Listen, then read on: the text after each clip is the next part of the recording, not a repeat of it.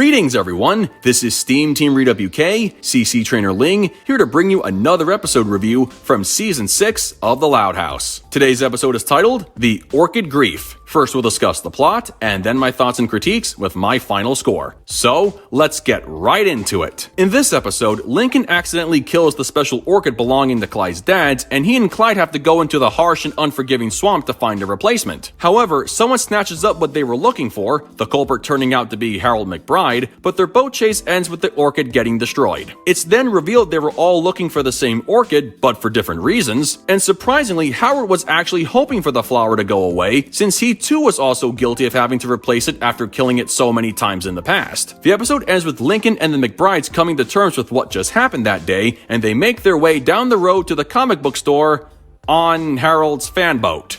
Well, okay then. Well, that concludes the plot of the episode, so now we come to my thoughts and critiques. This episode marks the beginning of two changes made to the voice cast going forward. For the first time, Harold McBride is voiced by Khary Payton, better known as Cyborg from Teen Titans, and Jaden White takes over the role of Clyde, replacing Jazeer Bruno. In the case of the former, there's no reason given as to why Payton replaced Harold's original actor Wayne Brady, and much like Michael McDonald voicing Howard, I thought Brady would always stay on as the voice of Harold given the very limited number of appearances his character makes throughout the series. In the case of the latter, White replaced Bruno due to his predecessor not only hitting puberty, but also because of his scheduling complications with filming the live-action adaptation of the show. That's an interesting note because it takes at least 10 months to make a single episode of the animated series, and The Really Loud House was filmed between June and August of 2022, and The Orchid Grief was released the following September. Does that mean this episode was made during the summer of 2022? I don't have all the production notes at the time of this recording, but that seems to be the case. But regardless, let's get on with the actual review. The atmosphere during Lincoln and Clyde's adventure in the swamp was very similar to their adventure in the Season 1 episode Roughin' It, with them trying to brave the life-threatening elements as Lisa alluded to in the beginning. They had to avoid getting snatched up by Venus man-traps, obviously man-sized versions of Venus fly-traps, getting mauled by alligators, and having the life literally sucked out of them by a giant mosquito, as that poor squirrel unfortunately found out. By Loud House standards, their adventure in trying to find the orchid and chasing down the person who was after the same flower were the two biggest highlights of the episode. Although there is one noteworthy thing to say about Mr. Bullhofer, which I will talk about a little later towards the end of the video. Once again, Clincoln McCloud proved how they will do things for the benefit of others and not so much for themselves. The fact they were willing to risk their lives just to replace a flower may seem crazy and stupid, but it goes to show how dedicated they are in doing right by others, those others in this particular episode being Clyde's dads. Speaking of those two, we get a little backstory into their relationship when Clyde explains how the eternal love orchid was Harold's gift to Howard on their first date, and how the latter always cries when it blooms every few years. However, it's later revealed Howard was never crying tears of joy because it reminded him of his love for Harold. They were actually tears of legitimate sadness because it reminded him of something he didn't really want to look at ever again. And this is where we get into the more confusing and questionable parts of the episode. Now, I'll admit right off the bat, I'm not much of a flower person and not too knowledgeable on the subject, but Clyde said in the beginning how the eternal love orchid, a species that doesn't even exist in the real world, is very rare, and yet Lisa pointed out how that particular species was native to a swamp in Michigan, which I would assume is the same location both of Clyde's dads kept going to whenever they needed to find a replacement after they explained their long history of killing the same species over and over again. It can't be that rare if everyone still manages to find one in the same location, and some online research indicates how orchids are actually the second biggest group of flowering plants worldwide. In Clyde's defense, he didn't know the orchid was getting replaced over the years and simply assumed the one Lincoln killed was the only one his family ever had. So does this mean his dads only told him it was very rare so he wouldn't overwater it and run the risk of killing it? That would make sense because when you consider how harsh and unforgiving the swamp is, I can see why anyone would hate going in there just to find a replacement flower. Then Harold and Howard talk about the high maintenance that comes with caring for the orchid, and they were both guilty of killing it several times before Lincoln accidentally killed it himself. Again, flowers are not my forte, but from what I'm able to gather, orchids can actually be very easy to take care of despite the reputation of being tough to grow. Granted, maybe these eternal love orchids are truly difficult to find and hard to maintain in this fictional animated universe, but in my opinion, this is why the writers should have chosen a different flower to be this episode's plot device. It could have been an actual rare species of orchid, since that could make a stronger case for how limited they are in quantity and how hard it can be to keep alive,